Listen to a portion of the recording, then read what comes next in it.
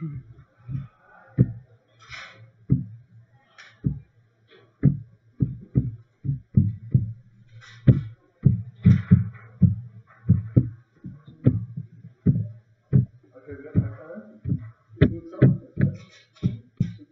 be something.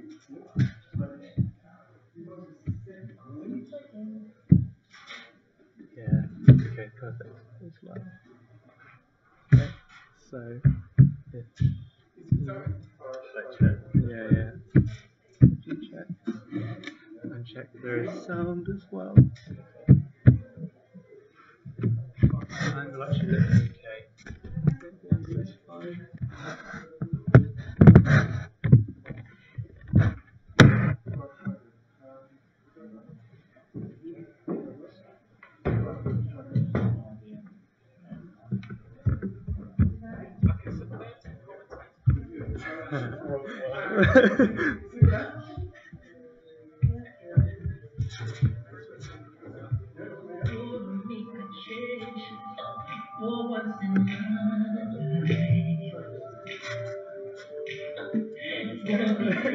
I wasn't watching that. Akita, no. What? Didn't realise.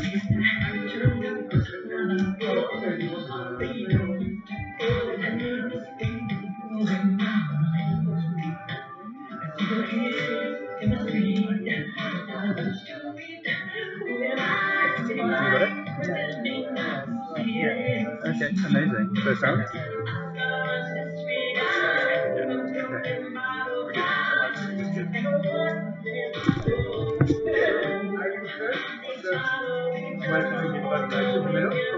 But then there's all this. Yeah.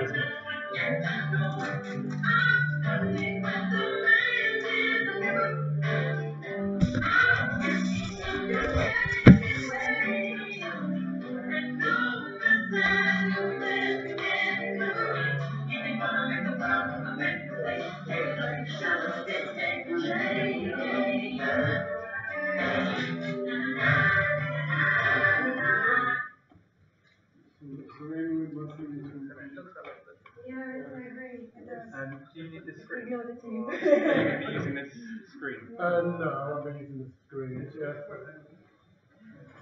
More than likely, I'm going to be standing here. When I tend to do my talks, I don't tend to stand there and station. I tend to be like here. So, okay. Maybe somebody's going to hold it further back and maybe Yeah. I know. Yeah, sorry. Do you guys, you've got your push-up spinner, nice. Do you guys want to charge it? You don't have to do anything. Make sure no one's doing it. Okay, cool. Yeah, we're live streaming. Yeah. Oh, okay, cool. Is the Michael Jackson part of it? Maybe. Oh, it also means probably you can't talk during the thing if we're live streaming it because you're much closer to the. So I should be really fun. Oh, And then on the actual thing, I don't know what's it. You should have on the actual. okay, is it different to this one? Is it MQYXHBE7E88?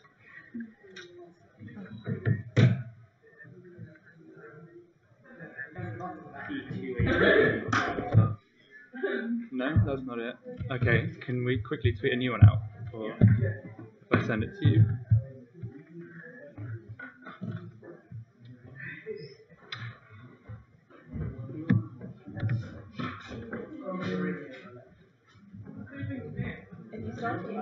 Yeah, it's live now. You don't have to, I mean, Nira's microphoned up, so that's, yeah. He's got a microphone, so he should be louder than you, but yeah.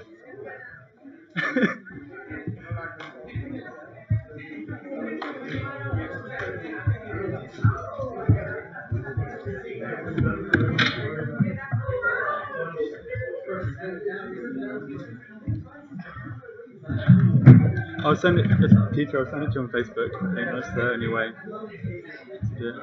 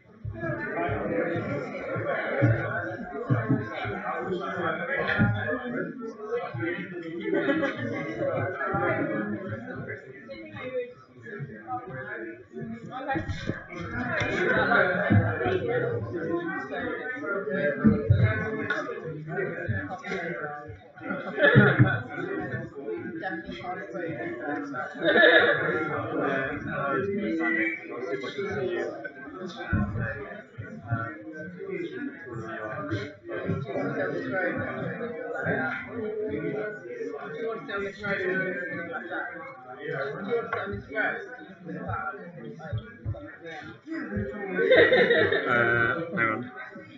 No. Yeah, okay, that's fine.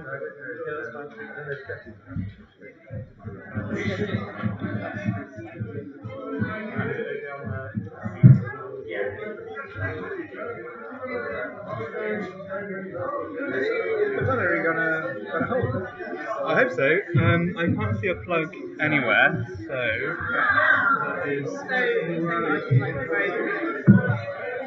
Sorry? Yeah, just as loud as you can. Yeah, whatever.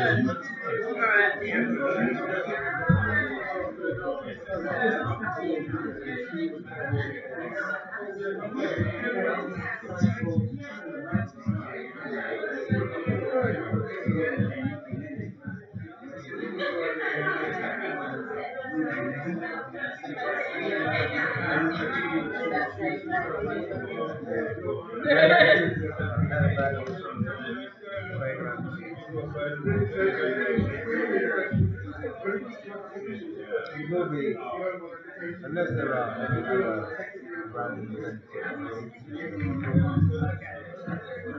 My age is actually 2.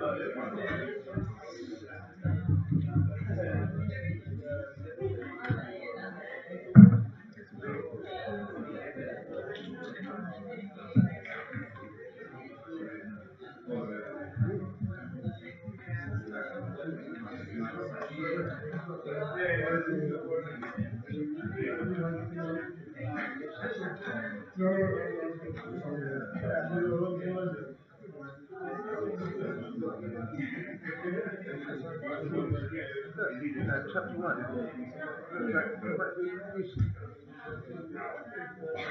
Take a photo of this. Thank you for another.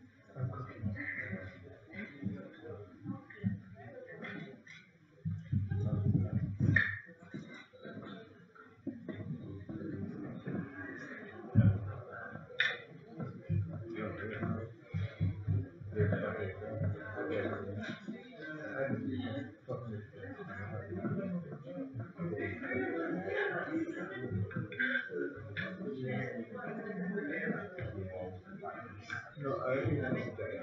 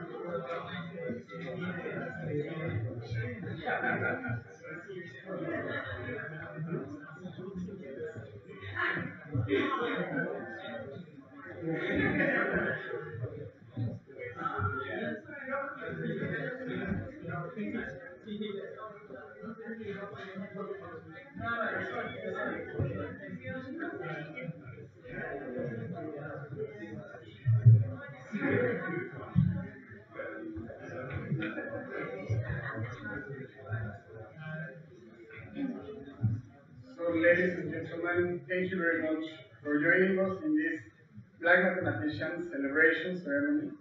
It is for me really exciting and an honor to be here in front of you introducing this first celebration, because truly it is a celebration.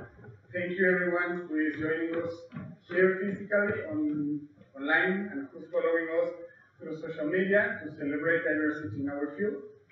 In just a few words, Black Mathematician started to celebrate precisely the diversity in our field, and through many works we had with many people from Africa, from the United States, and from Europe, we decided that there is something to be done.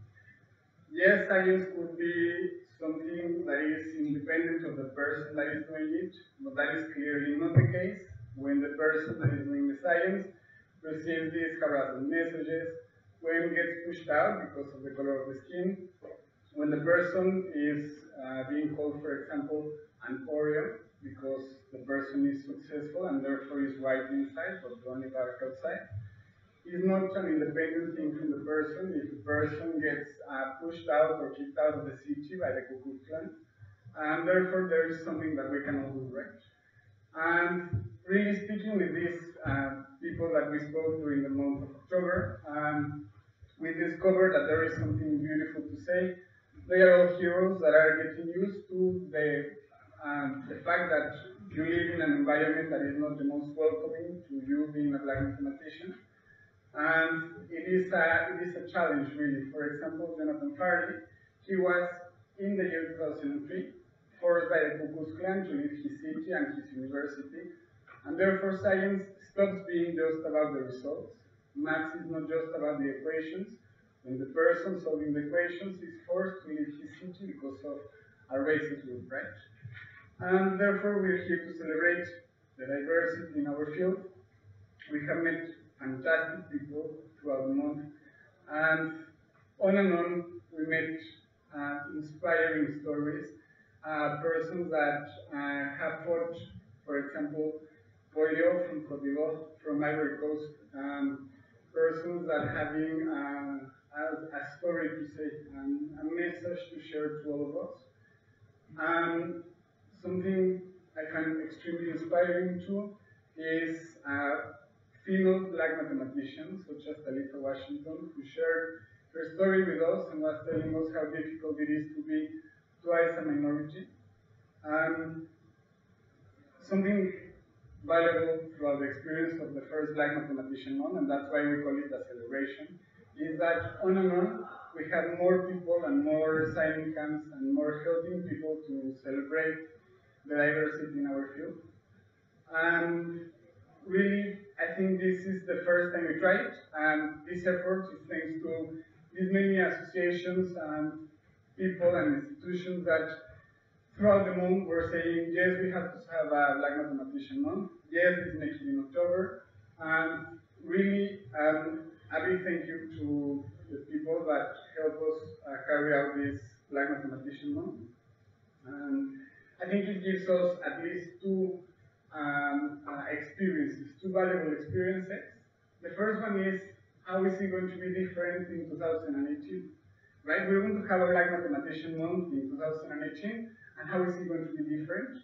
How is our field going to be better the next Black Mathematician Month, which for sure we will celebrate in 2018? And I think that gives us all a challenge. And also, with a bit more time, we will be able to put more and more people here in this board, where signing institutions were day after day joining us in this effort. Black Mathematician Month. For celebrating it, we decided to use 5 relevant faces. I'm not going to tell you much about them because I know we will hear obviously more about them. From left to right is Albert Cox, the first Black person to receive a PhD in 1925. Then Euphemia Haynes, who is the first Black female mathematician who received a PhD in 1943. Then Catherine Johnson, who we may know because she helped us get to the moon. Then Chaniola Liverpool, who helped set the first diversity group in Cambridge. And finally, we have Nira Chamberlain. So Nira Chamberlain, believe me, it is my honor and my privilege to introduce you to Nira Chamberlain. He is the first Black mathematician in the Who School. He is the vice president of the IMA. He is on the top 100 UK scientists, and just last week, he was named the 5th most influential Black person in the UK. So please, let's give a big round of applause to Nira Chamberlain.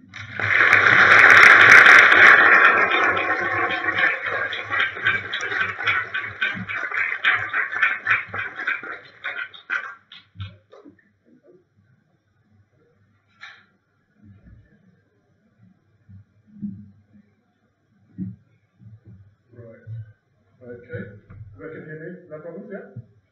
Okay, now usually there's like a musical interlude, but we're going to skip that for the moment. Alright, we'll skip that. We'll skip that. I will skip that. Right. Because sometimes when I'm doing this presentation, you like people are walking in and I've got this music and everyone's settled down. Okay, well, first things first, Black Mathematician Month. I have to congratulate the Chalk Dust team for putting together this excellent program, and also want to thank each and all of those organisations, the mathematical organisations, that actually supported this project. It's been an excellent project, and you deserve a round of applause. Give it a round of applause.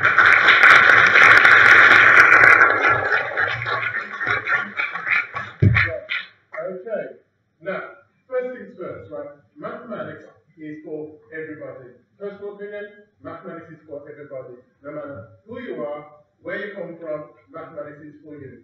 Mathematics is part of your history, mathematics is part of your culture, mathematics is part of your future. That is what I believe. And certainly this gentleman here, named David Tennant, he wrote a book called Thinking in Numbers, How Maths Illuminated Our Lives. He said, every culture has contributed to maths, just as it has contributed to literature. It is a universal language. Numbers belong to everyone. Yeah? But not everybody actually agrees with this. So, for instance, if you actually go to Google and put down, say, great mathematicians of our time, what you're going to say, sometimes people ask the question, so where are the Black mathematicians? You know, where are your Black Newtons, or where are your Black Gausses? So what you see is the vast majority here, mathematicians here, tend to be, let's say, European. So what I'm going to define is I'm defining Black mathematicians as those who are African diaspora, who are sub-Saharan, you know, so maybe let's say Caribbean, African American. That's what I define as Black mathematicians. Yes, I recognise that there are other underrepresented groups which, you know, their story does need to be told. But today, I'm going to actually be focusing on the Black mathematicians. Yeah. So one of the things is that with mathematics is that certainly there is a checkered history. There is actually a connection between mathematics and racism. Here is like a clip from NTV where somebody has, this lady's asking this gentleman a question, and then somebody decided to put this caption underneath, what does 2 times 2 equal? Even though this wasn't the question she actually asked him. More seriously, is this cartoon here is actually comes from a Canadian newspaper where there was actually reported on a story about a school set up to encourage more Black mathematicians, to encourage African Canadians to do mathematics. And they decided to make fun of this school by putting a black teacher saying, what's up, and putting some algebra that didn't actually make sense. So that actually was saying how a terrible idea that this was going to be. But if we actually go back, we actually see much more rooted between the connection between mathematics and racism, unfortunately. Because one of the things that not many people actually know was that mathematics was actually used to justify slavery. You know, most people think, slavery in America. People don't realize that mathematics was actually used to justify slavery. This gentleman here, Thomas Jefferson was going to become the third president of the United States. When he was Secretary of State, somebody actually challenged him and saying, surely slavery is a bad thing, why are you continuing it? And he said this. He said, comparing them, he's talking about the slaves, the Negroes, comparing them by the faculties of memory, reason and imagination, it appears to me that in memory, the Negroes, who are black slaves, are equal to whites. In reason, much inferior. I don't think one could scarcely be found capable of chasing and comprehending the investigation of Euclid. And in imagination, they are dull, tasteless, and anomalous. That's what he said. So i.e. he said, because we don't believe that black people have the potential to excel in mathematics, they should remain as slaves. Yeah?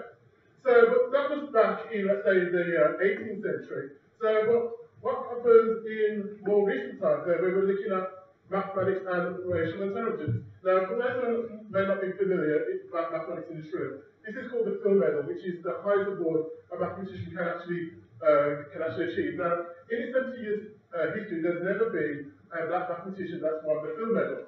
Now, because of this, there was a British-born American journalist who wrote in a newspaper, and he actually stated this. I'll leave his name out. He said, one of his claims, he says that there has been no black winners of the Phil Medal, yeah? And he said, because of this implies that black people are actually incapable of genius. He was actually justifying this racial intelligence, which looks at the IQ and states that black people's intelligence is, let's say, one standard deviation below white people's intelligence. And that eventually, in terms of the IQ level, we will never reach the potential of actually excelling at mathematics. So you can actually see the same thing that Thomas Jefferson was taken up there. The view still carries on, because this view was actually stated back in 2014. Yeah, so that was only 3 years ago. Yeah. So with that, unfortunately, you have, let's say, two forces. You have something called low expectation, low expectation. Not only, as I said, it's not only unique to mathematics, it's actually also can be applied to the STEM subjects. Yeah, where you see this. You see this in a newspaper article saying why black students struggle at STEM subjects, low expectation, but also there is something called stereotypical threat. Now, I'm going to talk a bit more about stereotypical threat in a moment, but in America, you have this weird statistic where it says here, out of 46 million African Americans in the USA, only approximately 300 have a PhD in mathematics, yes? 300 living African Americans have a PhD in mathematics. And again, this is a combination of two forces, low expectation and stereotypical threat. So what is stereotypical threat? Stereotypical threat is saying, if, let's say, me as a black person want to go after and excel, pursue mathematics as a career, mathematics as a profession, I may say, oh no, I'm not going to do it because actually, would I actually be, if I go for it and actually fail, would I actually be confirming one of the stereotypes of black people? Now, one of the stereotypes of black people, or one of the pillars of racism, is this belief. It's the belief that black people are intellectually inferior. Yeah, that's the belief. So let's say for me, if I actually go ahead and pursue mathematics and fail at it, do I actually confirm this one of the pillars of racism? Yeah, and it's just so backwards. This cuts right across the field of mathematics. If I fail at mathematics, do I confirm this statement there? Yeah. So I know there was one gentleman that wrote an article in Chocolate saying, why are there black students walking past the science museum? Because they don't want to confirm that statement. Yeah. So, okay, so this is me. This is what I used to look like when I was 7. Yeah.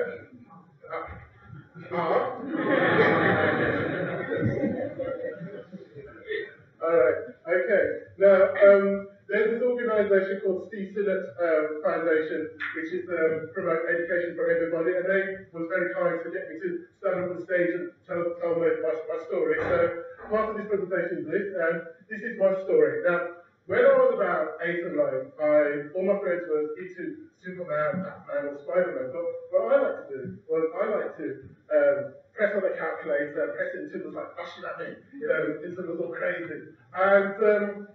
And what happened was that anytime I would get to school and win the 200 meters race, my friends would say, well done. However, if ever I came top of the class in mathematics, I would be racially teased by my friends, yeah? So that was that. But what I realised as I was going through my teenage years is that I didn't have no black heroes of mathematics. My heroes were Muhammad Ali, float like a butterfly, sting like a bee. And also, I was into detective stories like Columbo, keep asking the question, keep asking the question. So, with that background, when I was around about 15, 16, I went to the careers teacher and I said, okay, the careers teacher said, Nira, what would you like to be when you grow up? And I said, well, I wouldn't mind doing something which involves mathematics and involve logic. That's what I wanted to do. And the career teacher said to me, basically, because of your physique and of your jawline, we think that you should be a boxer. I said, a boxer? He said, you should be a boxer. And I'm thinking, what's that going to do with mathematics? He said, no, well, we think that you've got the physique of a boxer, so you should be a boxer.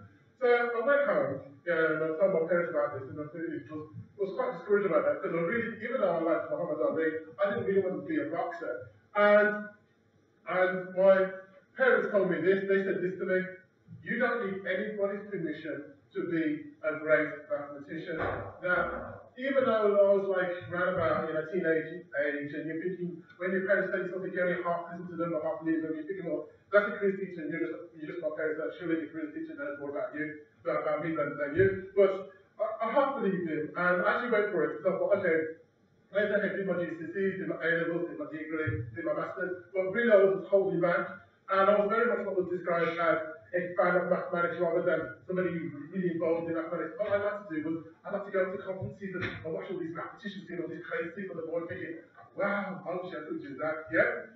And so, but one day, like I said, I did my masters at Loughborough University in English and Mathematical Modelling. And one day I went to this conference called ICAM 99, which was up in Edinburgh. What it was, at the time, it was one of the largest mathematical conferences to occur in this country. And you had all these international mathematical modelers and applied mathematicians all doing crazy things on the board. And I was just sitting there going, wow, I wish I could do that. And then I was walking, and then there was this, I was walking, and then all of a sudden I was surrounded by a group of mathematicians from America. And I said, hello, who are you? And they said, we are the Congress of African American Research Mathematicians. I said, really? I said, I didn't realize you were black mathematicians. I said, yeah. And I said, well, what are you doing here? I said, I'm just watching all these mathematicians who are doing crazy things on the board. I was thinking, well, actually, do you realize that there are historical reasons why there are not many black mathematicians?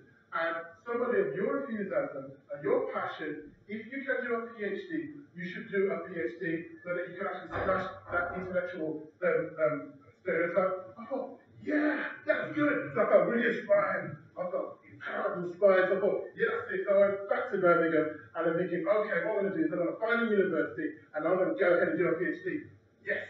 And then, so I went there and I went for an interview and went into did my application, went into and got interviewed for about a week later. I thought, that's really good. So I went in and the professor that was interviewing me, he looked at me and he said this to me, you are naive and you are technically weak and you don't stand a chance of getting a PhD. I thought, what? And so what I did, I went there after there, dejected, discouraged, because professors of mathematics, of course, they tell the truth, don't they? And again, my parents said this to me. They said, you don't need anybody's permission to be a great mathematician.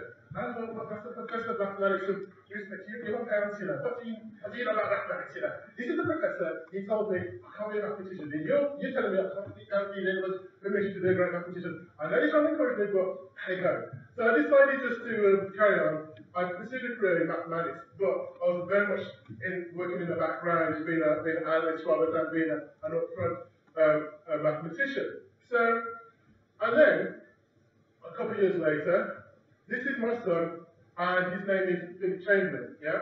And he went to school, you know, around about when he was 4, he went to school, and he went up to his teacher, and the teacher asked him, he said, okay, Philip, what do you want to be when you grow up?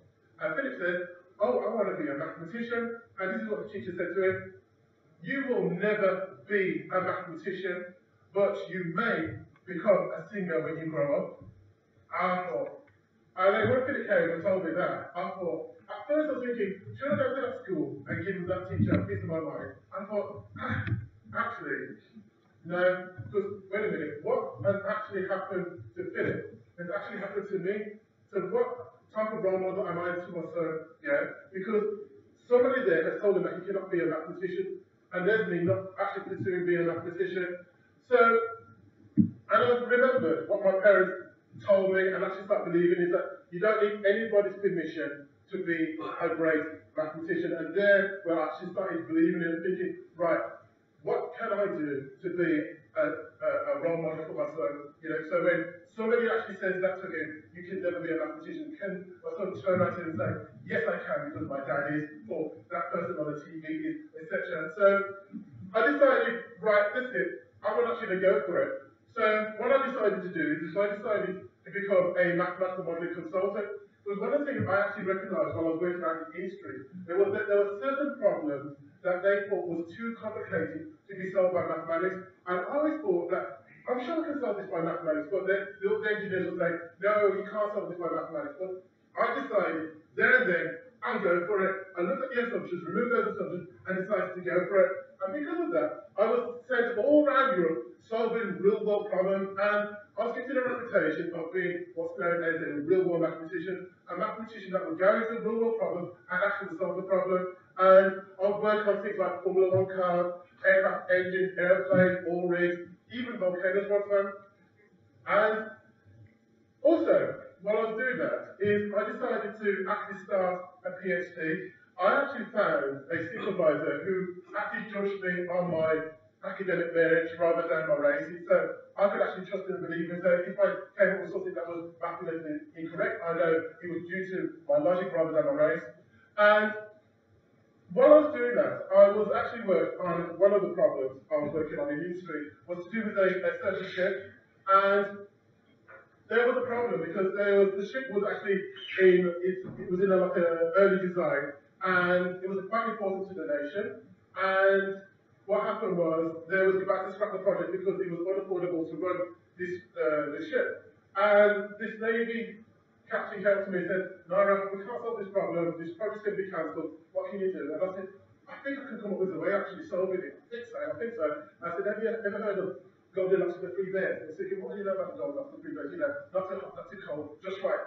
If you give me all the design of this aircraft carrier, give it to me, I can put it into algorithm and I can come up with a design for it. And I say, no you can't. I said, yes I can. I said, no you can't. Yes I can. And so I did that. And when I showed them the results, I said, that's even possible. And I showed them the results and they go, actually, that design is quite interesting.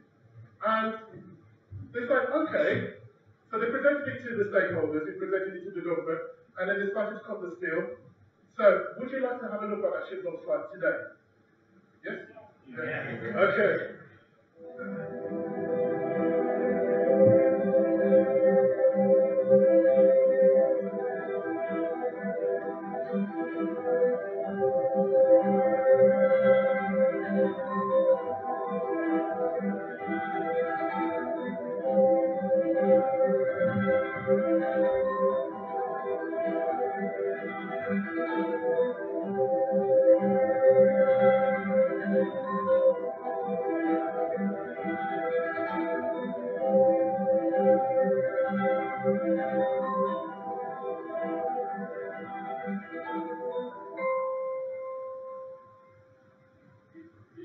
Right.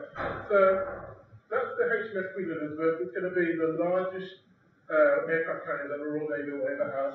Now, because of my contribution to it becoming into reality, if you ever get onto the aircraft carrier, you'll find a placard with my name on it, and my name will be there for the next 50 years, yeah.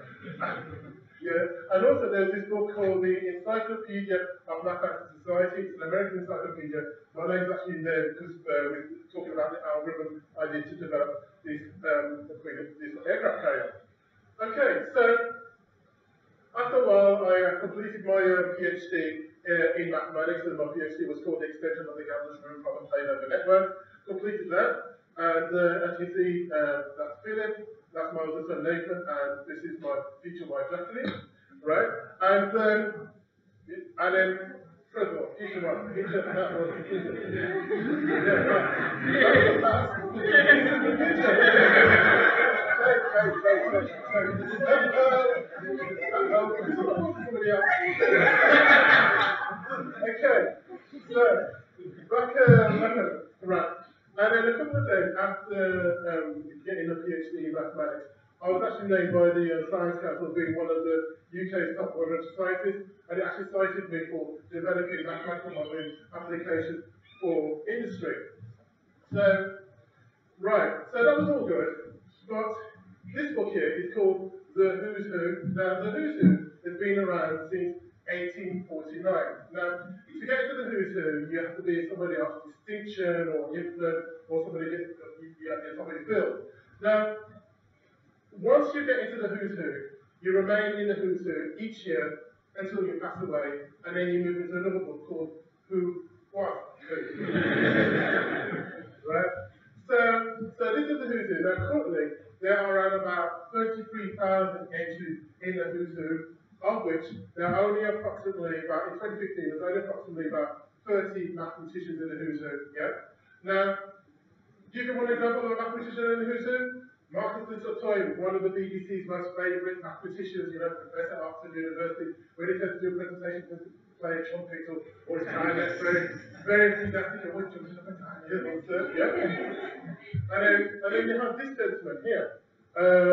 Tim P. Gower, Professor at Cambridge University, when he does presentations, he doesn't do a PowerPoint presentation, he just walks up to the board, writes on the board, he looks at the audience, almost drops the pen and walks up.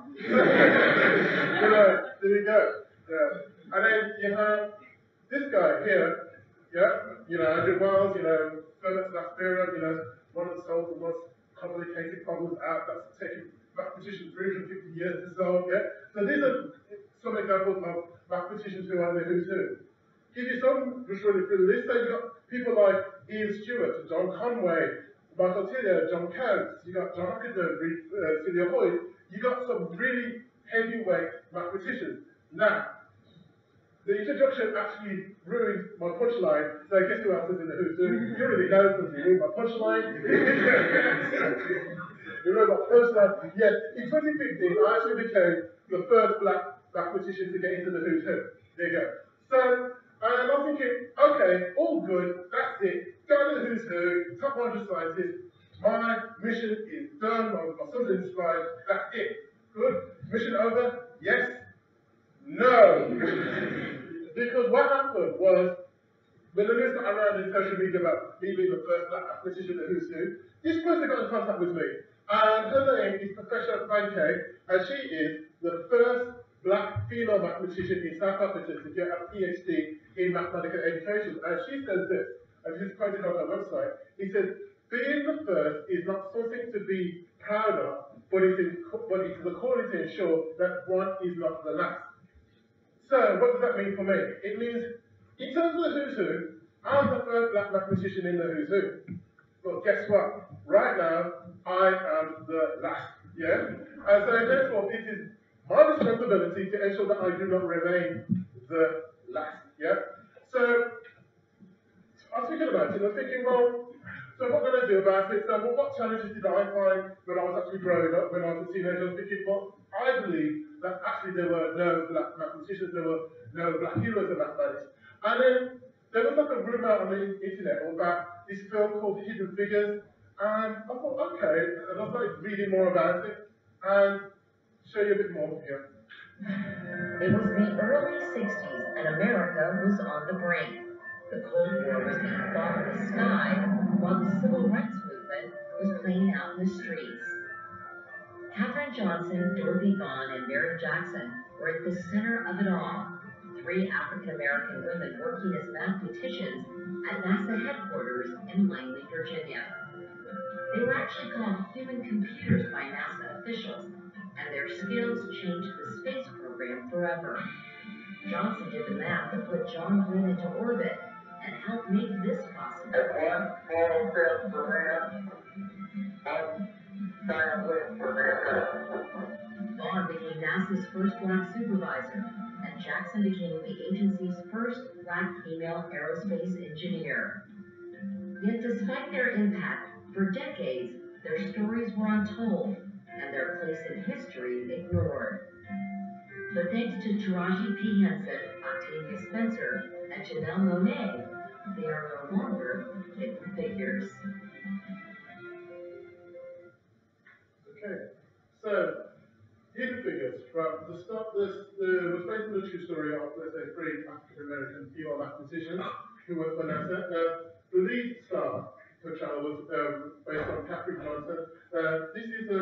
This is Katherine Johnson actually receiving the President's Medal of Freedom from Barack Obama in 2015. This was her at the Oscars, last year's Oscars, in the standing ovation. Yeah. So, but what got me about this film, and what got me about these 3 African-American female mathematicians, was they worked for NASA in the 60s, 70s and 80s. Now, I won't tell you which decade I was actually born or where I went to school, but in one of those decades, I was actually at school and I was being told by my career teacher that I should become a boxer. Yeah? And you're thinking, wait a minute, there were these black mathematicians working for NASA. You know, I'm thinking, for me, I would be totally inspired by that, but, you know, it didn't occur. It didn't happen. So, now, one interesting fact is, this gentleman here, his name is Dr. Rudy Hall. Now, Dr. Rudy Hall is the field mathematical consultant for Hidden Figures. Now, do you remember I told you a story about the Congress of African American Research Mathematicians that met me at that conference up in Scotland? Yeah? Well, the person that actually said to me, Nira, somebody of your passion and enthusiasm should do a PhD in mathematics, yeah? Because we should smash that intellectual stereotype. That was actually Rudy. Yeah, and we've been friends from ever since. Yeah? So he was the one that actually encouraged me to do a PhD. Yeah. So, okay. So I thought, okay, what I'm going to do is that I'm going to try and raise the profile of black mathematicians.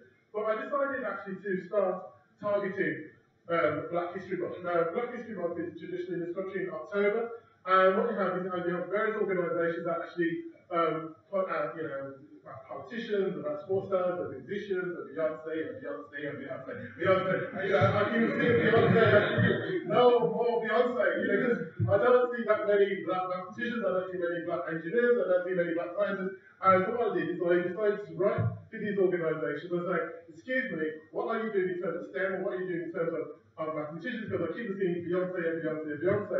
Now, the 2 of the organisations that actually got back to me with the most positive response was the Black Culture Archives, which is, I think they're based down in London, but this is London, yeah?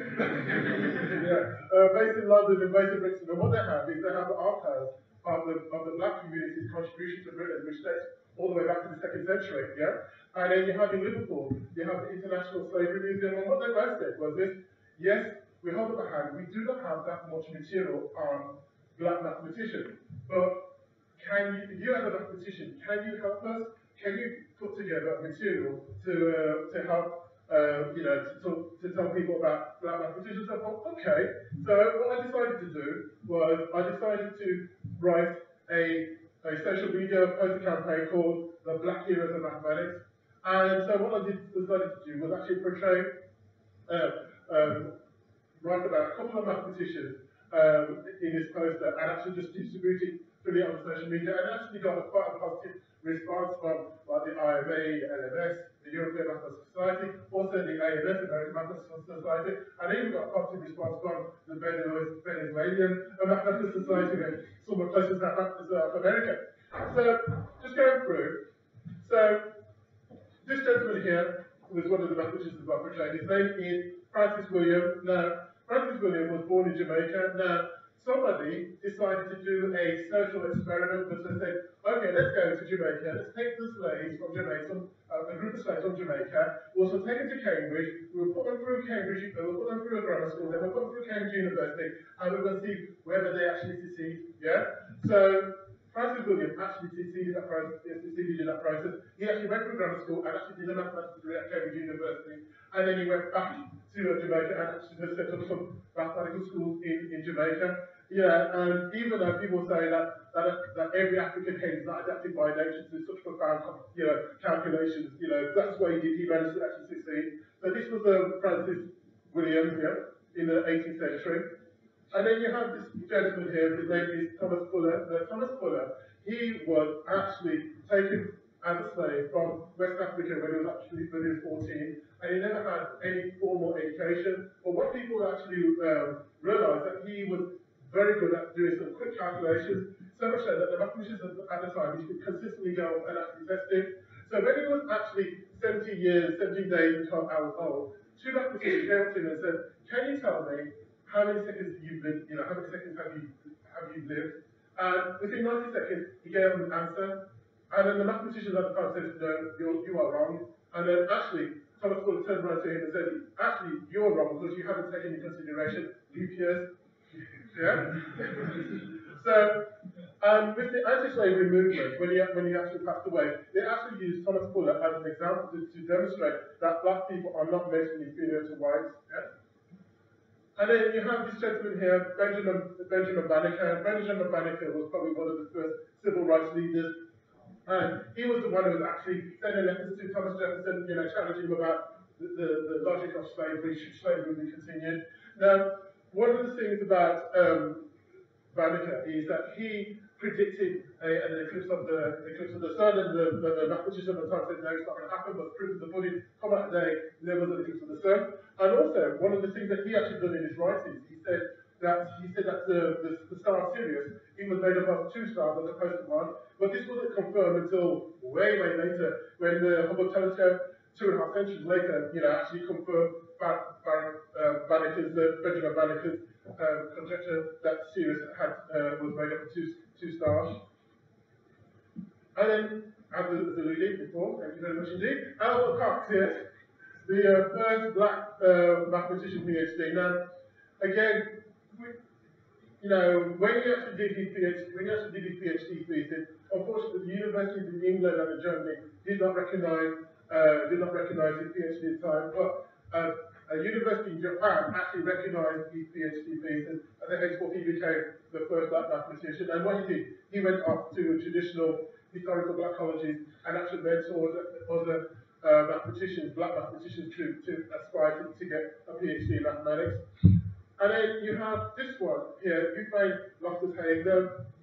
This is a very important mathematician here, because one, she's a black mathematician, two, she's female, but three, when she got her PhD, she got a PhD in her 50s, yes. Now, a couple of years before that, we had the Cambridge mathematician Hardy saying that mathematics is a young man's game. Now, as of everybody, she actually proved, she's living proof to show that you're never too old.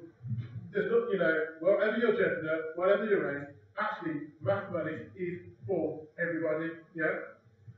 So, but those mathematicians were actually my social media. But there are more black heroes of mathematics. I'm just going to go through them quite briefly.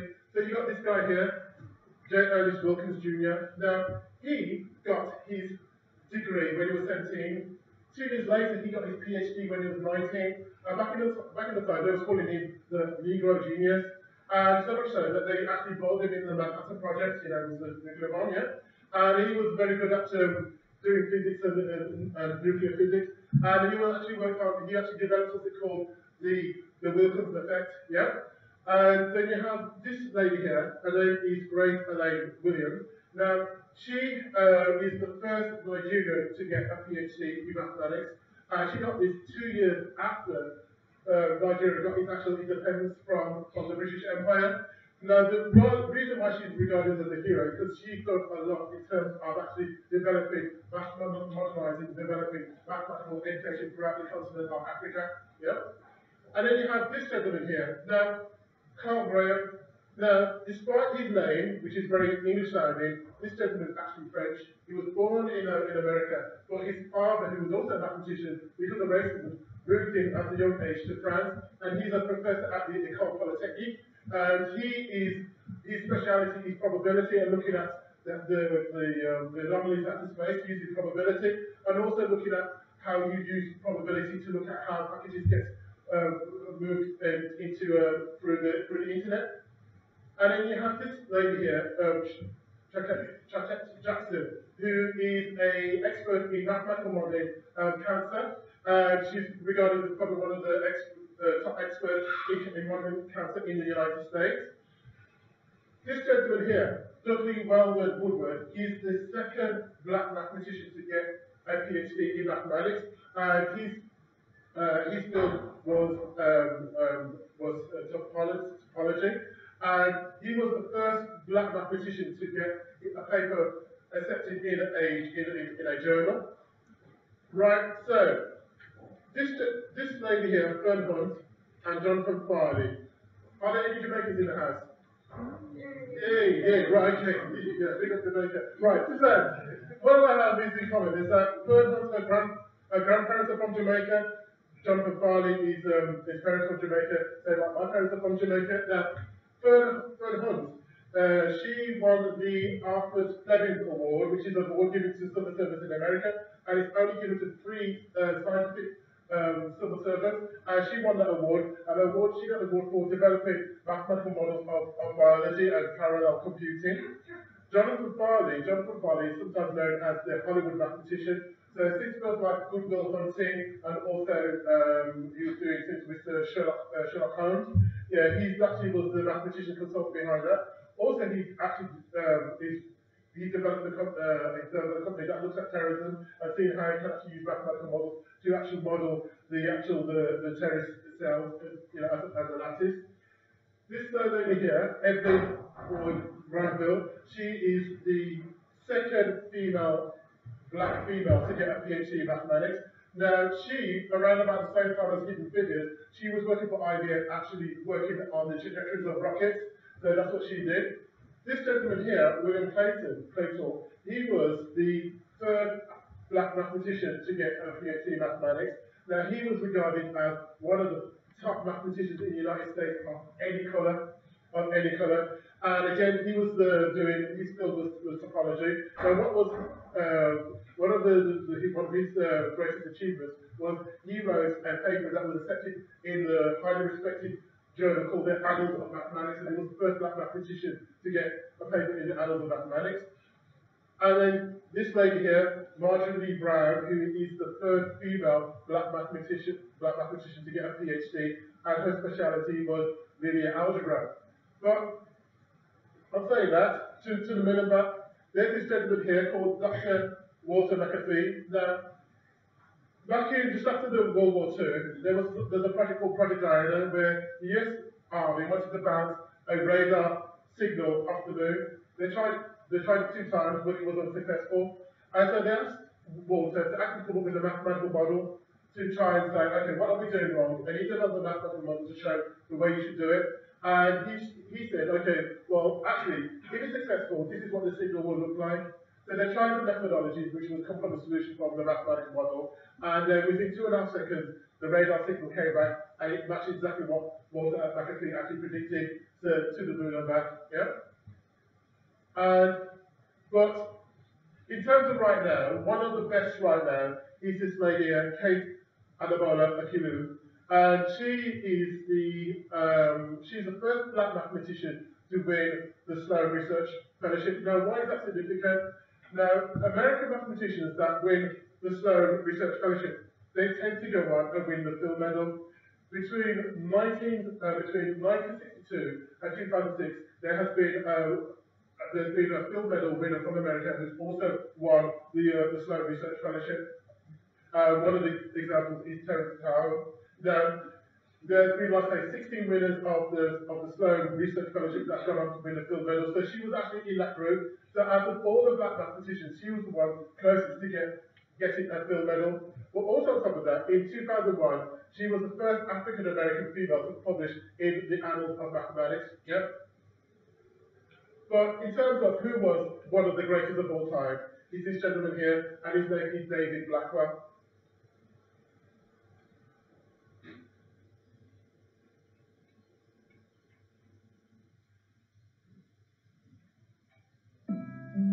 What were the odds this Illinois child would become one of the world's great mathematicians? David Blackwell was game to try. I was always pretty good at mathematics. I don't know that I had favorite subjects. I studied whatever you were told to study. Did it as well as I could, but I looked forward to recess. I was a good student, mind you. Such a good student that by age 22, he had earned a PhD from the University of Illinois. There's a lot of luck in things. The man that I chose as my thesis advisor was far and away the best possible choice I could have made. His field, probability theory, turned out to have a lot of appeal for me. It turned out that I like to think that way. Blackwell wanted to teach mathematics, and he wanted to serve at historically black colleges and universities. I got a list of all the black colleges from some almanac. There were 105. I wrote 105 letters. I actually accepted the first offer that I received as soon as I got it. And my really serious mathematical work started at Howard. At Howard, the intellectual atmosphere was just different. Suppose that every day a machine produces a number, either 0 or 1. In the mid-50s, Blackwell joined and soon after headed the University of California, Berkeley's newly created statistics department. Over the years, Blackwell continued to expand mathematics by introducing game theory, decision theory, and information theory into the field. Let's suppose in particular that we knew that all these accents were greater than or equal to a half. David Blackwell, the first African-American elected to the National Academy of Sciences, dedicated to assisting disadvantaged students in the U.S. and Africa. First, the advice I would give to young people generally is try everything and keep looking until you find something that you like.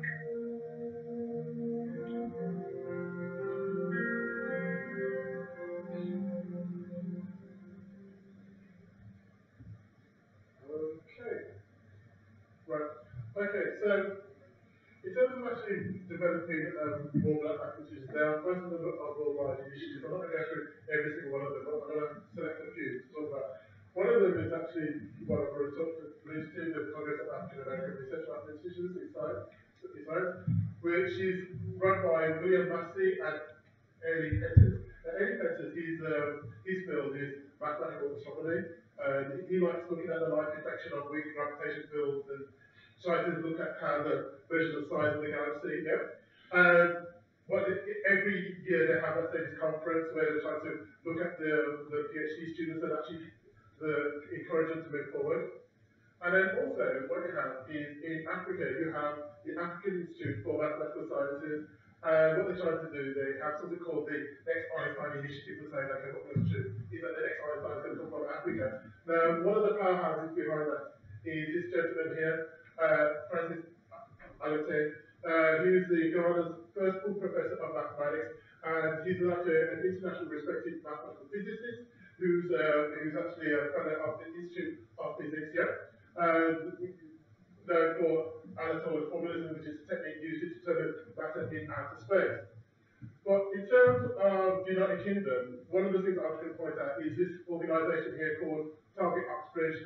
Target Oxbridge, what they do is they get students of African or African Caribbean descent, and those who actually are getting around about the AA star grade, and they give them extra lessons, master classes to help them go towards, to get into Oxbridge. And for the last 3 years, I have been actually helping out in terms of the master classes. And this gentleman here, he's currently at Cambridge University, and this gentleman here is currently at Oxford University. Yeah, and this was the cohort that I just did in August. Yes, but not only that is I want to talk about speakers of school, because I believe that that not only should I actually just be talking about diversity, what's important is to have diverse mathematicians standing up in front of the audience and just talking about mathematics. Yeah, I believe that is very, very important. We shouldn't just have diversity mathematicians just talking about diversity. You need diverse mathematicians talking about mathematics. Yes. Now, so what I do is I go to schools and I talk to them about real world mathematics. Now, just to show you an example, I need my 3 volunteers.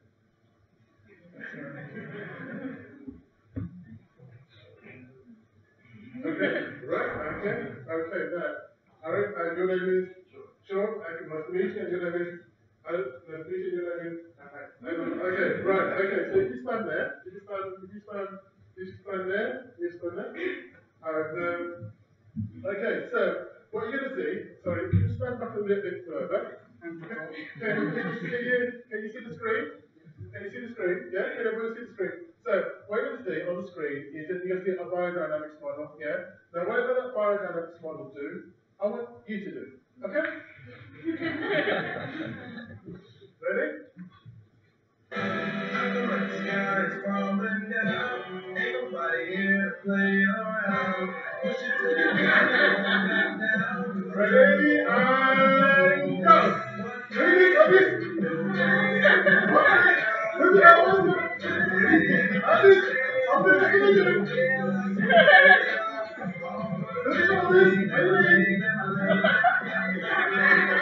Come on, come on,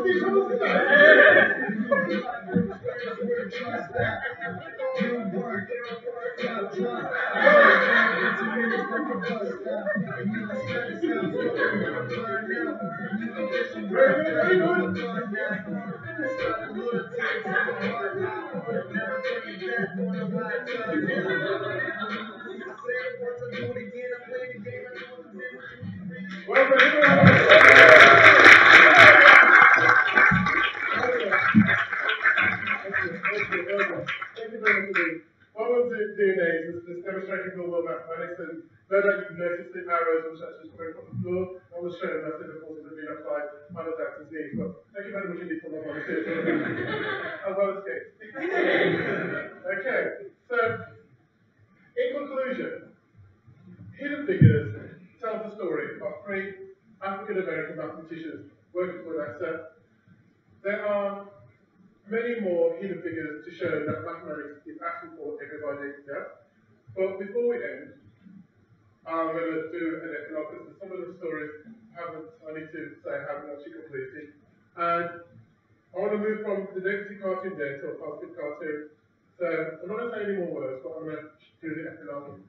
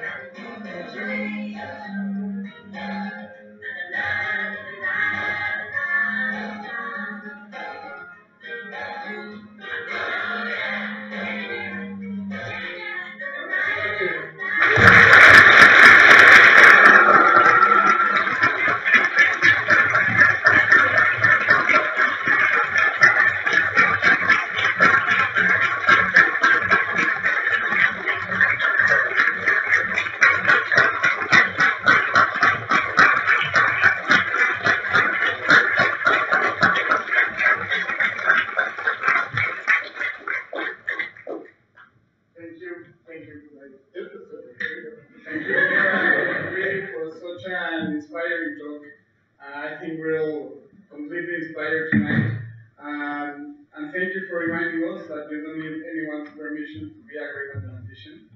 On behalf of Chocos, and I believe on behalf of everyone who's inspired, we would like to give you this present. And a big applause to Nira for inspiring